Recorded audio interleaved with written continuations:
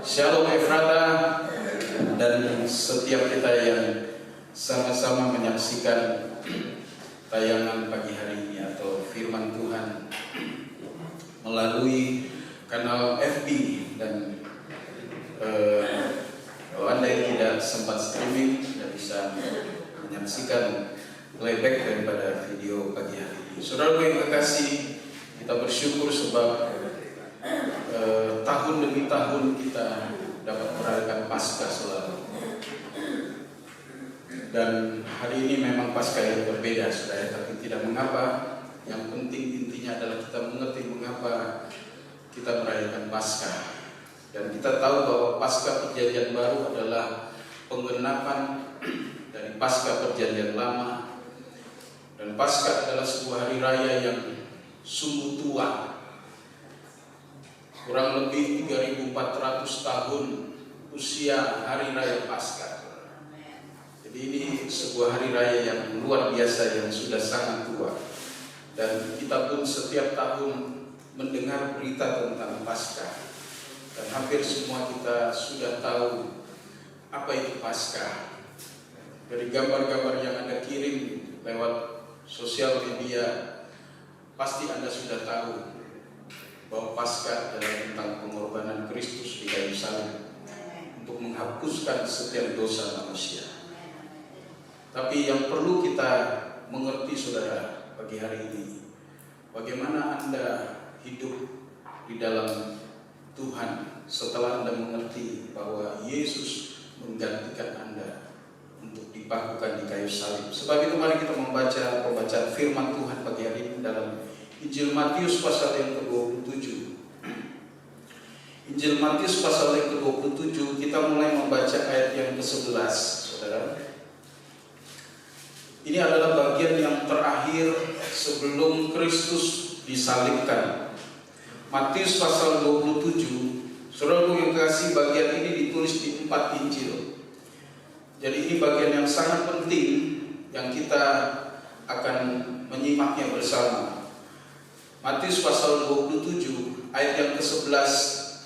Lalu Yesus dihadapkan kepada wali negeri, dan wali negeri bertanya kepadanya, "Engkaukah raja orang Yahudi?"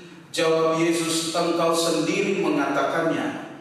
Tetapi atas tuduhan yang diajukan imam-imam kepala dan tua-tua terhadap dia, ia tidak memberi jawab apapun.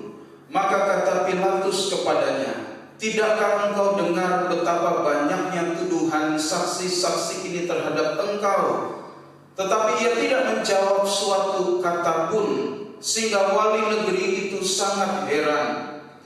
Telah menjadi kebiasaan bagi wali negeri untuk membebaskan satu orang hukuman pada tiap-tiap hari raya itu atas pilihan orang banyak. Dan pada waktu itu ada dalam penjara seorang yang terkenal kejahatannya, yang bernama Yesus Barabas. Sudah berkumpul di sana. Karena mereka sudah berkumpul di sana, Pilatus berkata kepada mereka, "Siapa yang kamu kehendaki kubebaskan bagimu? Yesus Barabas atau Yesus yang disebut Kristus?" Ia memang mengetahui bahwa mereka telah menyerahkan Yesus karena dengki. Ketika Pilatus sedang duduk di kursi pengadilan, istrinya mengirim pesan kepadanya, "Jangan engkau mencampuri perkara orang benar itu, sebab karena dia aku sangat menderita dalam mimpi tadi malam." Tetapi oleh hasutan imam-imam kepala dan tua-tua, orang banyak bertekad untuk meminta supaya Barabas dibebaskan dan Yesus dihukum mati. Wali negeri menjawab dan berkata kepada mereka, "Siapa di antara kedua orang itu yang kamu kehendaki kubebaskan bagimu?" Kata mereka, "Barabas." Kata Pilatus kepada mereka, "Jika begitu, apakah yang harus kuperbuat dengan Yesus yang disebut Kristus?" Mereka semua berseru, "Ia harus disalibkan." Ayat 23, katanya, "Tetapi kejahatan apakah yang telah dilakukannya?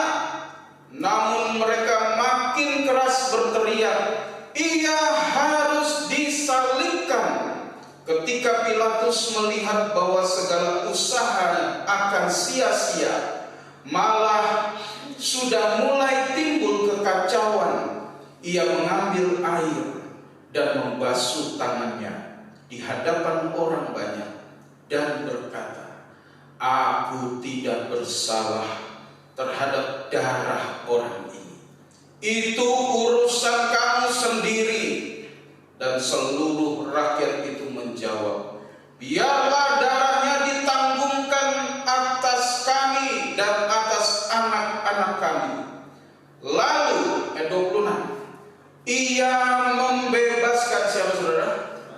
Barabas bagi mereka. Tetapi Yesus disesahnya, lalu diserahkannya untuk disalib. Saudaraku yang kekasih di dalam Tuhan, kita semua tahu bahwa tujuan Yesus hidup adalah mati. Die is his reason to live. Tidak ada tujuan lain untuk Yesus datang ke dunia ini dan hidup sebagai manusia. Hanya satu tujuannya, yaitu dia harus mati. Tapi tentu dia tidak boleh mati dengan cara yang salah. Setuju saudara? Amin. Dia tidak boleh mati dengan cara yang salah. Dia tidak boleh mati terbunuh begitu saja. Sebab seringkali dia hendak dibunuh oleh orang-orang yang membenci dia dalam 3,5 tahun pelayanannya. Dan selalu Tuhan luputkan dia daripada usaha pembunuhan itu. Yesus tidak boleh mati dengan cara yang salah. Dia tidak boleh mati juga kena penyakit. Tentu kalau Yesus kena corona matinya nggak asik saudara. Betul saudara? Yesus harus mati dengan cara ditikam. Dia harus mati dengan cara diserahkan seperti anak domba yang disembelih. Dia harus mati di tangan para imam. Dia harus mati dengan cara yang benar. Dengan begitu kematiannya menjadi kematian yang sah dan memiliki dampak yang luar biasa. Tapi saudara, untuk Yesus mati dengan cara yang benar seperti Yesaya 53, mari kita melihat saudara, nubuatan yang disampaikan oleh Nabi Yesaya 53 yang hari-hari ini membuat gelisah orang Yahudi. Para rabi Yahudi itu gelisah dengan Yesaya 53 karena mereka tidak mau terima bahwa pribadi yang disebutkan dalam Yesaya 53 adalah Kristus atau Hamasya Yesua. Orang Yahudi ortodoks atau para rabi Yahudi tidak mau terima. Sebab itu hari-hari ini atau sudah lama mereka mengubah arti daripada Yesaya 53, yaitu yang disebutkan atau dimaksudkan dalam Yesaya 53. Ya, baik, singarnya dimatikan saja. Yang dimaksudkan dalam Yesaya 53 adalah bangsa Israel yang dianiaya. Itu adalah pembelokan makna Yesaya 53. Tapi kita semua setuju dan tahu bahwa yang dimaksudkan Yesaya dalam kitab Yesaya 53 tidak lain adalah Yesus. Mari kita melihat Yesaya 53 ayat yang ke-5 saudara. Dituliskan demikian dalam nubuatan itu. Tetapi dia tertikam karena pemberontakan kita. Dia diremukkan oleh karena kejahatan kita. Ganjaran yang mendatangkan keselamatan bagi kita ditimpakan kepadanya, dan oleh bilur-bilurnya kita menjadi sembuh. Ayat yang ke-6. Kita sekalian sesat seperti domba, masing-masing kita mengambil jalannya sendiri, tetapi Tuhan telah menimpakan, sekali lagi, Tuhan telah apa? Menimpakan kepadanya kejahatan kita sekalian. Dia dianiaya tetapi dia membiarkan diri ditindas dan tidak membuka mulutnya, seperti anak domba yang dibawa ke pembantaian. Perhatikan bagian ini saudara. Seperti anak domba yang dibawa kemana saudara? pembantaian. Anda tahu makna pembantaian. Lalu Alkitab melanjutkan, seperti induk domba yang keluh atau bisu atau tidak bersuara di depan orang-orang yang menggunting bulunya, ia tidak membuka mulutnya, dan seterusnya. Saudara yang kasih, cara yang benar bagi Kristus untuk mati adalah seperti itu. Tapi Yesus tidak dapat menyalibkan dirinya sendiri. Yesus tidak mungkin atas usaha dirinya sendiri dia lalu naik ke kayu salib dan merentangkan tangannya untuk disalib. Tidak mungkin. Yesus tidak mungkin menyuruh orang juga, tolong salibkan saya. Itu bukan cara yang benar. Benar, saudara? Yesus tidak mungkin melakukan rekayasa supaya dia akhirnya disalibkan. Harus ada campur tangan manusia. Sebab itu dalam kisah, sejak Kristus ditangkap di taman Getsemani sampai dia tergantung mati di kayu salib, ada banyak orang atau grup atau pihak yang terlibat dalam prosesi ini. Saya menemukan setidaknya ada 2 grup, saudara. Grup yang pertama, yaitu yang terdiri dari imam-imam kepala dan para ahli Taurat yang sudah lama memang mendengki terhadap Kristus. Mengapa, saudara? Sebab mereka kehilangan panggung. Bahaya sekali jika hamba Tuhan kehilangan panggung. Apa yang terjadi, saudara? Yang ada adalah iri. Kita melihat, saudara, ketika hamba Tuhan kehilangan panggung, dia mulai gelisah. Hari-hari ini banyak hamba Tuhan kehilangan panggung, tapi jangan gelisah, sebab panggung bukanlah satu-satunya tempat pelayanan. Amin. Para ahli Taurat dan imam-imam kepala mulai kehilangan panggung. Mengapa? Sebab perhatian para rakyat orang Yahudi tertuju kepada Kristus saja.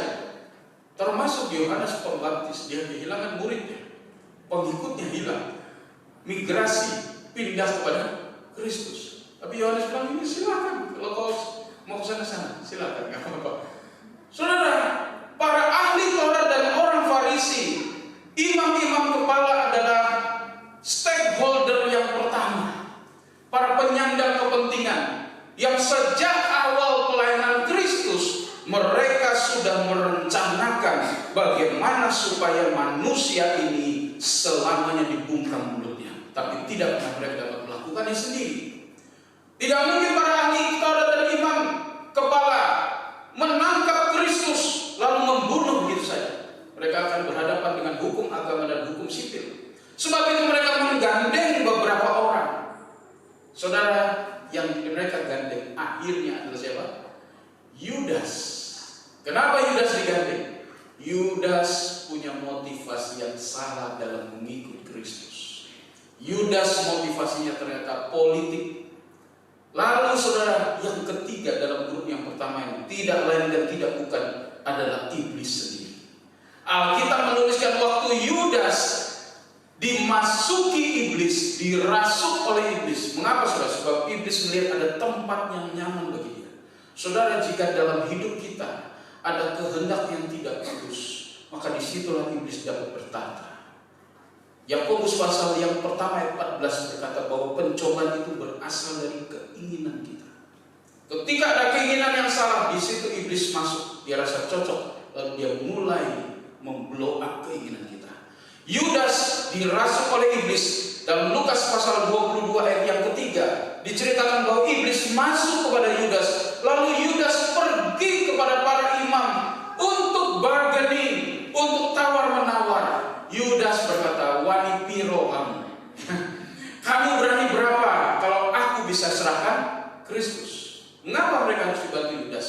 Sebab Yesus sudah mulai menyembunyikan diri. Dia mulai disimpan. Dia tidak lagi berada di tempat-tempat umum sehingga sulit untuk menangkap Kristus. Harus ada pengkhianat.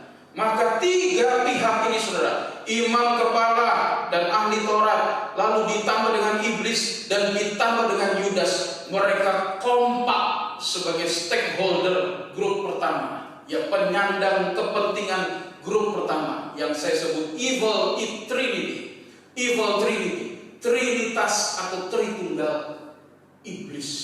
Dan di akhir zaman kita tahu dari kitab Wahyu ini akan muncul lagi. Ada 3 trinitas iblis. Yang pertama adalah Nabi Palsu, yang kedua adalah Antikris, dan yang ketiga adalah iblis itu sendiri. Saudara yang kekasih, dengan bersatunya 3 komponen ini, maka mereka bisa menggiring Kristus untuk menuju salib. Tapi tidak cukup sampai situ. Alkitab menceritakan mereka perlu satu legitimasi lagi, yaitu legitimasi hukum sipil. Ahli Taurat dan Farisi, imam kepala, ditambah dengan Yudas, tidak cukup untuk menyalibkan Kristus. Mereka bisa berhadapan dengan hukum sipil, hukum Roma. Itu sebabnya ketika Kristus ditangkap, yang pertama mereka bawa dulu ke siapa? Hanas. Hanas adalah mertua dari Kayafas. Kayafas adalah imam besar saat itu. Dibawa ke mahkamah agama, lalu diadili di sini. Setelah diadili, diputuskan oleh Kayafas, Yesus positif. Positif apa? Positif bersalah karena dia menghujat Tuhan, sebab dia mengatakan dia putra Elohim. Lalu saudara, apa yang terjadi? Mereka tidak dapat melakukan apa-apa. Mereka harus membawa Yesus kepada sidang pengadilan atau hukum sivil. Maka kita mendapatkan 2 grup yang kedua, yaitu terdiri dari Hanas dan Hanas, Kayafas, dan yang ketiga adalah Pilatus. Hanas dan Kayafas bersekutu karena ini mertua dan menantu. Lalu diputuskan fatwa majelis ulama Yahudi. Yesus bersalah. Lalu dibawalah Yesus kemana saudara? Ke Pilatus. Sebab yang punya hukum adalah Roma. Kita tahu bahwa salib, cross, adalah miliknya Roma. Salib adalah alat penyiksa yang digunakan pemerintah Roma untuk menyiksa dan membunuh para narapidana kelas tinggi. Jadi salib bukan milik orang Yahudi. Salib adalah hak paten orang Roma. Jadi bagaimana supaya Kristus bisa disalibkan? Dia harus dibawa kepada Pilatus, yaitu wali negeri atau gubernur atau pemerintah lokal saat itu. Saudara, apa yang terjadi saudara? Hanas dan Kayafas mengeluarkan fatwa, Kristus salah, bawa dia ke Pilatus. Lalu dibawalah Kristus ke Pilatus. Pagi-pagi dibawalah Kristus ke Pilatus. Pilatuslah yang punya hak utama atau otoritas di bawah Kaisar untuk menetapkan seorang disalib atau tidak. Sekarang di mana saudara bolanya? Di Pilatus. Pilatus punya kesempatan mau bebaskan Kristus atau salibkan. Nah, tadi kita membaca saudara dalam Matius pasal yang 27 bahwa kebiasaan di sana, ayat yang ke-15, telah menjadi kebiasaan bagi wali negeri untuk membebaskan satu orang hukuman pada tiap-tiap hari raya itu atas pilihan orang. Jadi sama seperti sekarang di Indonesia pada hari-hari tertentu, hari-hari besar ada remisi untuk para tahanan. Tapi di sana bukan hanya remisi, mereka bisa membebaskan satu tahanan, dan itu atas pilihan bersama, atas pilihan rakyat. Saudara, Pilatus melihat peluang bahwa dia bisa membebaskan Kristus. Sebab pada mulanya dia mengeluarkan statement bahwa Kristus tidak bersalah. Itu tertulis dalam Yohanes pasal 18 ayat 38. Dia mengeluarkan statement bahwa Kristus tidak bersalah, tetapi dia tidak dapat melakukan apa-apa. Dia harus bekerja dengan hukum. Pilatus didukung istrinya. Istrinya bilang, jangan kau macam-macam sama orang benar. Tadi malam aku mimpi jahat karena orang itu tertulis saudara dalam ayat yang ke-19. Ketika Pilatus sedang duduk di kursi pengadilan, istrinya mengirim pesan, WA kepadanya, jangan engkau mencampuri perkara orang benar itu, sebab karena dia aku sangat menderita tadi malam. Sebenarnya Pilatus sudah punya dukungan dari istrinya, tapi saudara, dia kalah dengan desakan massa. Sekali lagi suatu kebenaran ternyata saat itu diukur dari banyaknya yang berkata yes or no. Jadi demokrasi itu sudah dari dulu 50% plus 1 adalah yes. Kalau Pilatus didesak oleh rakyat yang marah, maka ayat 27 ayat yang ke-24 saudara. Ketika Pilatus melihat bahwa segala usaha akan sia-sia, malah sudah mulai timbul kekacauan, dan mereka sempat mengancam. Dalam Injil lain dikatakan mereka ancam, kalau kau bebaskan berarti kau melawan kaisar. Wah, Pilatus mulai takut. Ketika dia melihat usahanya sia-sia, malah sudah timbul kekacauan, ia mengambil apa saudara? Air dan cuci tangan. Cuci tangan hari-hari ini menjadi hal yang wajib bagi setiap kita. Disarankan minimal 20 detik harus proses cuci tangan. Jadi kata cuci tangan itu menarik sekali hari ini. Pilatus waktu itu dia ambil air di baskom, dia curahkan air itu, dia bilang, saya menyatakan tidak bersalah. Lalu dengan cara apa dia menyatakan? Harus ada pengganti. Maka dia menghadirkan Barabas. Siapa yang kalian mau aku bebaskan hari ini? Yesus yang disebut Kristus, atau Yeshua HaMashiach, atau Yesus Barabas. Saudara, menarik, namanya sama. Walaupun dalam kitab King James tidak ada kata Yesus atau Jesus, tapi saya melihat dalam teks asli memang ada. Saudara, saya coba merenungkan, ini bukan kebetulan. Yang diperhadapkan adalah orang yang namanya sama. Dan kita tahu nama Yeshua itu di Israel itu nama umum. Yosua adalah nama yang sama artinya dengan Yeshua, tapi bentuknya berbeda. Jadi nama Yeshua itu banyak di Israel juga. Di Italia nama Yesus banyak. Kalau Anda ke Filipina, nama Yesus banyak. Kemarin saya lihat di berita ada orang ditangkap namanya Yesus.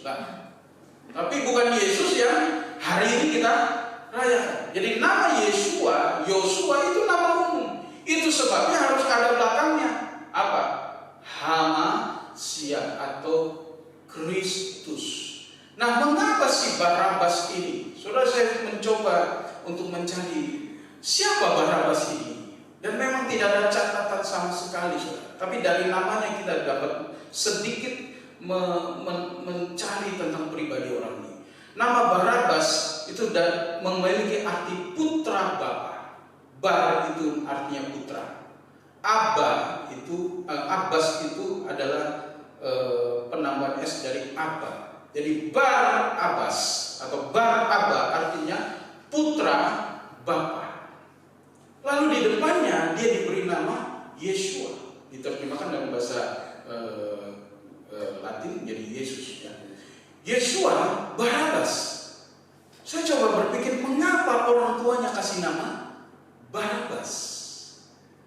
Lalu Tuhan memberikan sedikit inspirasi. Mungkin saja waktu dia lahir, Kristus itu sudah lahir duluan dan sudah mulai dikenal sebagai Yeshua HaMashiach atau Yeshua yang dikurapi. Dan masyarakat sudah tahu bahwa tujuan kedatangan Kristus adalah membebaskan Israel dari penjajahan Roma.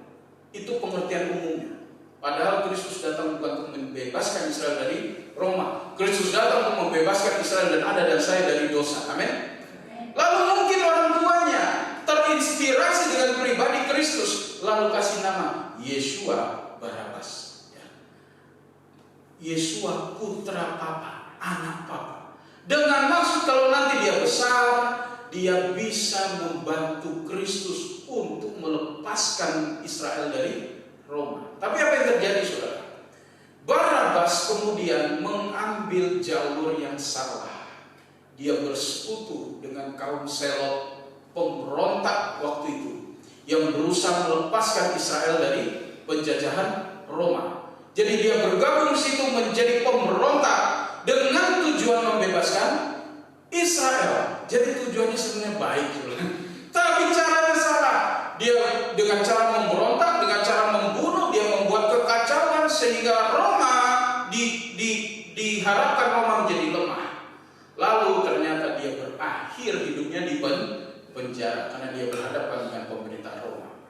Lalu waktu Kristus mau disalibkan, Pilatus memberi pilihan kepada rakyat, mana yang kau pilih? Yeshua Barabas atau Yeshua Masiah? Yesus Barabas atau Yesus Kristus? Saudara, menarik sekali mengapa saya mengangkat hal ini. Barabas adalah orang pertama. Sekali lagi, Barabas adalah orang pertama. The first benefit receiver. Barabas adalah orang pertama yang menerima benefit dari penyaliban Kristus. Sudah mengerti sampai sini? Mengapa dia menerima benefit? Sebab dengan disalibkannya Kristus, dia bebas dari penyaliban. Barabas harusnya disalib. Penjahat kelas tinggi di Roma itu harus mati di salib, tidak boleh mati dengan cara lain. Tapi hari itu Barabas tidak pernah menyangka, dia tidak pernah bermimpi, dia tidak pernah mengandai-andai bahwa dia akan menerima grasi atau pembebasan. Dia menerima gratitude, dia menerima grace, dia menerima anugerah, bahwa hari itu nyawanya dikembalikan kepada dia dengan cara penggantinya adalah Kristus. Saudara, ayat yang ke-25, mari kita lihat. Dan seluruh rakyat itu menjawab, biarlah darahnya ditanggungkan atas kami dan atas anak-anak kami. Ayat 26 finalnya. Lalu Pilatus membebaskan Barabas bagi mereka, tetapi Yesus disesatnya lalu diserahkan untuk disalib. Saudara, saya ingin kita sedikit atau mengakhiri dengan perenungan tentang Barabas. Siapakah Barabas? Kita tidak mendapatkan data sedikit pun tentang dia di Alkitab. Bahkan Alkitab tidak menulis apa kelanjutan kehidupannya. Tapi Barabas sungguh-sungguh menggambarkan tentang kita. Tadi dalam kitab Yesaya, saudara, kita sudah membaca bahwa Yesus disalibkan. Baik, kita melihat kembali dalam Yesaya 53 ayat yang ke-5. Tetapi dia tertikam oleh karena pemberontakan kita. Bukankah Barabas itu pemberontak? Kalau begitu, Barabas itu kita banget. Dia diremukkan oleh karena kejahatan. Bukankah Barabas itu penjahat? Ganjaran yang mendatangkan keselamatan bagi kita ditimpakan kepadanya, dan oleh bilurnya kita menjadi sembuh. Ayat 6. Kita sekalian sesat seperti domba, masing-masing mengambil jalannya sendiri. Tadi saya sudah ceritakan bahwa Barabas, dia mengambil jalannya sendiri yang menurut dia benar dengan cara memberontak. Jadi Barabas adalah gambaran Anda dan saya. Barabas menggambarkan manusia berdosa yang layak untuk disalibkan sebagai upah dosanya. Tapi Barabas hari itu lolos dari maut karena dia digantikan oleh Kristus. Amin. Tapi apa yang terjadi, saudara? Kita tidak menemukan sedikit pun story tentang Barabas. Yang saya sesali dalam kehidupan Barabas, mengapa tidak ada story? Mengapa tidak ada cerita tentang Barabas setelah ayat yang tadi kita baca terakhir? Kita tidak tahu apa yang dilakukan Barabas. Dan kalau tidak ditulis dalam Alkitab, tentu Tuhan tidak merasa penting untuk menuliskannya. Saya berpikir mungkin Barabas begitu saja pergi dan dia melalui kehidupan yang begitu saja. Dia take it for granted apa yang dia terima dari Kristus. Dia tidak pernah menghargai apa yang Kristus lakukan. Dia tidak pernah menghargai harga darah Kristus, harga nyawa Kristus yang telah diserahkan untuk menggantikan dia. Barabas adalah gambaran orang Kristen yang tidak pernah menghargai akan nyawa Kristus. Barabas adalah gambaran orang yang menerima anugerah, hidup dari kematian, lepas dari penghukuman, tapi tidak pernah sedikit pun memikirkan bahwa itu hal yang sangat berharga.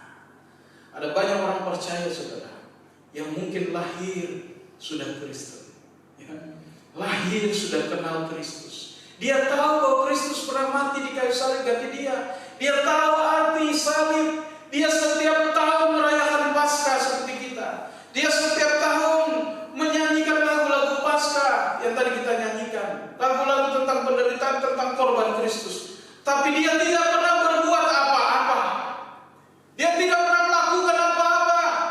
Dia tidak pernah berbuat sesuatu untuk menghargai hidup yang telah dia terima dari Kristus. Dia tidak tahu cara bagaimana hidup sebagai orang yang telah ditebus. Saya ingin membandingkan dengan seorang yang juga lolos dari maut, saudara, sebagai akhir daripada perenungan kita di hari Paskah ini. Mari kita melihat dalam Yohanes pasal yang ke-8. Alkitab menceritakan ada seorang yang lolos juga dari maut seperti Barabas, tapi dengan cara yang berbeda. Dalam Yohanes pasal yang ke-8, ayat yang pertama sampai ayat 11 itu menceritakan tentang seorang wanita yang tidak kita ketahui namanya. Ya, tidak penting sebuah nama, kata saudara, ya. Saudara, lebih baik Anda tidak dikenal oleh manusia, tapi Anda dikenal oleh Tuhan. Amin. Daripada namamu populer seperti Barabas, tapi Tuhan tidak tertarik untuk mencatat kisahmu. Seorang wanita, ayat yang pasal 8 Injil Yohanes, ayat yang kedua, ya. Tidak ada ayat 1, langsung ayat 2. Pagi-pagi benar ia berada lagi di bait Tuhan dan seluruh rakyat datang kepadanya. Ia duduk dan mengajar mereka. Maka ahli-ahli Taurat dan orang-orang Farisi membawa kepadanya seorang perempuan yang kedapatan berbuat zina. Jadi ini bukan lagi hoax, ini sudah terbukti, ya. Terbukti bersalah berzina. Ayat yang keempat. Mereka menempatkan perempuan itu di tengah-tengah lalu berkata kepada Yesus, Rabi, perempuan ini tertangkap basah ketika dia sedang berbuat zina. Ayat yang kelima. Musa dalam hukum Taurat memerintahkan kita untuk melempari perempuan-perempuan yang demikian. Apakah pendapatmu tentang hal itu? Yesus diperhadapkan dengan hukum Musa. Ayat yang seterusnya, ayat yang ke-7. Dan ketika ayat yang ke-6. Mereka mengatakan hal itu untuk mencobai dia, supaya mereka memperoleh sesuatu untuk menyalahkannya. Tetapi Yesus membungkuk lalu menulis dengan jarinya di tanah. Dan ketika mereka terus-menerus bertanya kepadanya, ia pun bangkit berdiri lalu berkata kepada mereka, barang siapa di antara kamu tidak berdosa, hendaklah ia yang pertama melemparkan batu kepada perempuan itu. Lalu ia membungkuk pula dan menulis di tanah. Tetapi setelah mereka mendengar perkataan itu, pergilah mereka seorang demi seorang, mulai dari yang tertua, yang jenggotan, yang punya otoritas hukum agama. Lalu Yesus bangkit berdiri dan berkata kepadanya, kepada wanita itu, hai perempuan, di manakah mereka? Tidak adakah seorang yang menghukum engkau? Jawabnya, tidak ada Tuhan. Lalu kata Yesus, aku pun tidak menghukum engkau. Pergilah dan jangan berbuat dosa lagi mulai dari sekarang. Kisahnya sampai di situ, saudara. Kita tidak menemukan juga. Tapi, saudara, ada kisah lain yang bisa diperkirakan adalah wanita ini. Mari kita lihat dalam Lukas pasal yang ke-7. Saudara, jadi wanita dalam Yohanes pasal 8, dia lolos dari maut. Sekali lagi, lolos dari maut. Mengapa saudara? Hukum Musa mengatakan sah untuk merajam dengan batu wanita yang positif berzina. Jadi hari itu harusnya dia mati dengan rajam batu. Tapi karena anugerah lewat otoritas Kristus, dia lolos dari maut. Kita tidak tahu apa yang Yesus tulis di tanah, saudara. Ada banyak perkiraan dan prediksi dan penafsiran. Mungkin Yesus tulis dosanya orang-orang itu yang lagi mau menghukum wanita itu. Lu A, ini dosa. Lu B, ini dosa. Lu C, ini dosa. Kan dia maha tahu sebenarnya. Lalu orang itu lihat, nama gue ada, dosa gue dia tahu. Langsung mengkeret. Lalu satu persatu pergi. Saudara, kisahnya sampai di situ saja. Tapi mari kita lihat Lukas pasal yang ke-7. Mulai ayat 36 kita menemukan juga seorang wanita atau perempuan berdosa. Saudara, dalam Alkitab ada beberapa ayat. Ada di Matius pasal 26, ada di Markus pasal 14, ada di Yohanes pasal 12, dan ada di Lukas pasal yang 7 yang menceritakan kejadian yang mirip, yaitu wanita yang mengurapi Kristus. Ada orang berkata ini kejadian yang sama, tapi kita tidak bisa menerima hal itu sebab mirip tapi berbeda. Yang paling mirip adalah Matius 26 dan Markus 14, yaitu yang terjadi 2 hari sebelum Paskah. Sekali lagi, berapa hari saudara? 2 hari sebelum Paskah. Seorang wanita juga mengurapi Kristus. Tapi Yohanes pasal 12 itu dilakukan oleh Maria 6 hari sebelum Paskah. Jadi kita telah menemukan Yohanes 12 dan Matius 26 plus Markus 14 itu 2 kejadian yang berbeda. Di Matius 20 dan Markus 14 itu juga tidak diketahui siapa nama wanita itu. Tapi kejadiannya di rumah Simon. Siapa saudara? Si Kusta. Namanya Simon tapi ex orang Kusta. Di Lukas 17, Lukas pasal 7 kita juga tidak menemukan nama wanita ini. Tapi kejadiannya di rumah Simon orang Farisi. Jadi kemungkinan besar ada 3 kejadian yang mirip. Yang satu ada di Lukas 7, yang kedua ada di Yohanes 12, 6 hari sebelum Paskah, dan yang ketiga ada di Matius dan Markus 2 hari sebelum Paskah. Yang saya ingin kita lihat adalah yang di Lukas 7, yang terjadi jauh sebelum Paskah, sebab ini baru awal daripada pelayanan Kristus. Lukas 7 terjadi setelah kisah di Nain. Jadi kemungkinan ini di daerah dekat-dekat Nain. Mari kita melihat kisah ini. Lukas 7 ayat 36. Seorang Farisi mengundang Yesus untuk datang makan ke rumahnya, di rumahnya. Yesus datang ke rumah orang Farisi itu lalu duduk makan. Ayat 37, di kota itu ada seorang perempuan yang terkenal sebagai orang berdosa. Bagaimana dia terkenal? Dia terkenal berdosa. Terkenal sebagai seorang berdosa. Ketika perempuan itu mendengar bahwa Yesus sedang makan di rumah orang Farisi itu, datanglah ia membawa sebuah buli-buli kualam berisi minyak wangi. Sambil menangis ia pergi berdiri di belakang Yesus dekat kakinya, lalu membasahi kakinya itu dengan air matanya dan menyekanya dengan rambutnya.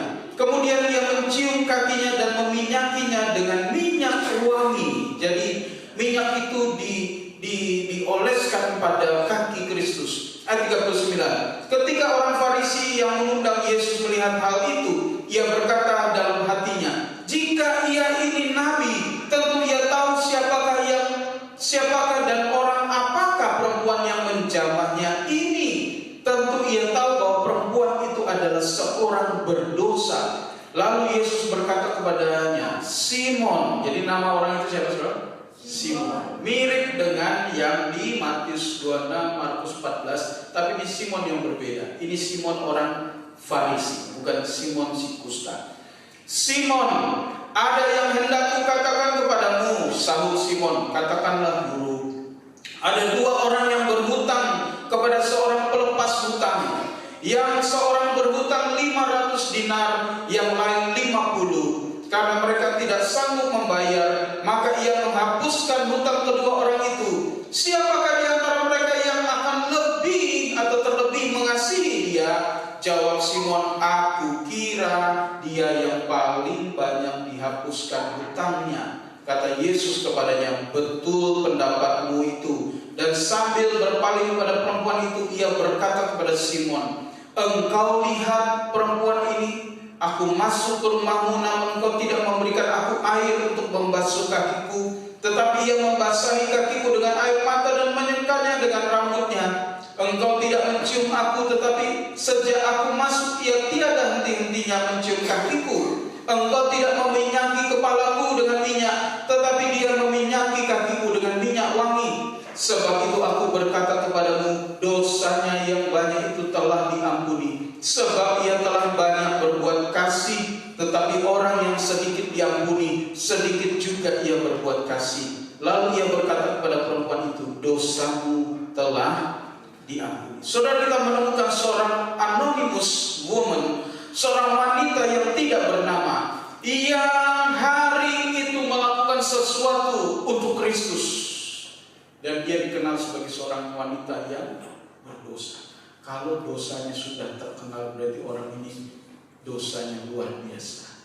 Dan kita bisa memperkirakan kemungkinan besar dia adalah wanita yang ada di Yohanes pasal yang ke-8. Siapakah wanita ini? Kita tidak tahu.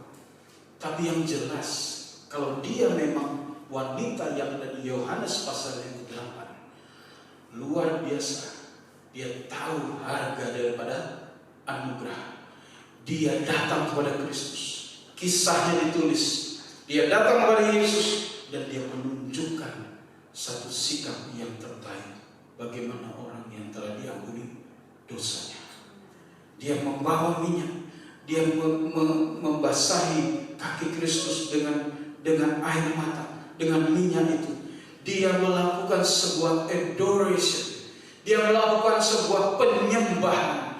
Dia mengagumi Kristus sebagai satu pribadi yang melepaskan dia dari dosa. Saudara yang kasih dalam Tuhan, di mana Anda? Anda yang mana? Apakah Anda tipe Barabas atau Anda tipe wanita yang tidak bernama ini? Jangan kita menjadi tipe Barabas. Kita tahu makna Paskah.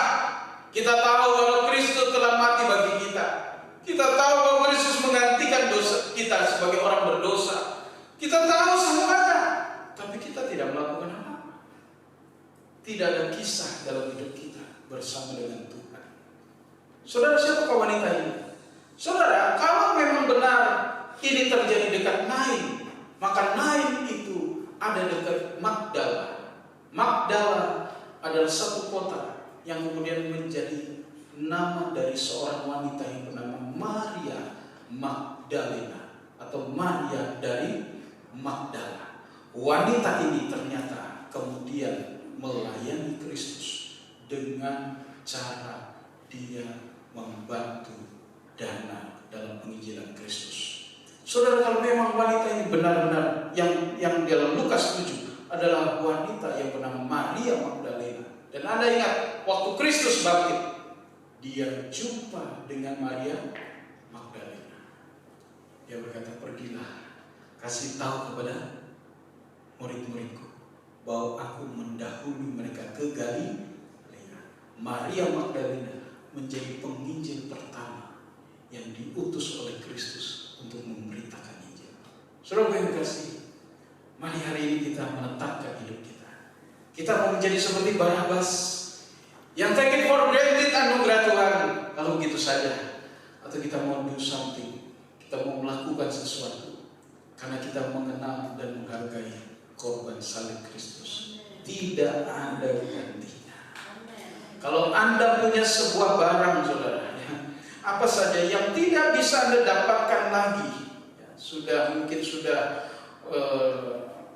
barang itu dari tahun berapa dan tidak diproduksi lagi, tentu Anda akan menyayangi barang itu. Saudara, Alkitab yang saya pakai, saudara tahu kenapa sudah jelek tapi tetap saya pakai. Ini adalah Alkitab dari almarhum yang Bapak Gembala. Saya menemukan begitu saja. Satu saat berapa tahun yang lalu kali saya temukan itu di sini dan saya lihat, ini punya ayah saya. Ada tulisannya, saudara. Saya kenal tulisannya. Lalu saya pakai ini. Tidak ada kekuatan apa-apa. Ini bukan barang gaib atau apa. Tapi saya tahu saya tidak dapatkan lagi Alkitab ini. Saya bisa punya triliunan rupiah, tapi saya tidak bisa beli Alkitab ini. Sebab ini terikat dengan satu waktu yang tidak bisa diulang. Saudara tahu bahwa Kristus tidak mungkin disalibkan dua kali. Sekali dia disalibkan untuk selamanya. Dan kita tahu apa yang dia kerjakan bagi kita tidak tergantikan. Dan kalau Anda mengerti bahwa dia mati menggantikan Anda, dia mati supaya Anda dibebaskan. Seperti Barabas. Jadilah benar-benar seperti Barabas. Namanya bagus, anak papa. Kalau diterjemahkan bebas namanya anak papi. Anak laki-laki papi. Saya punya 2 anak laki-laki sudah. Barabas artinya anak laki-laki papi, tapi dia tidak pernah sungguh-sungguh menjadi anak papi.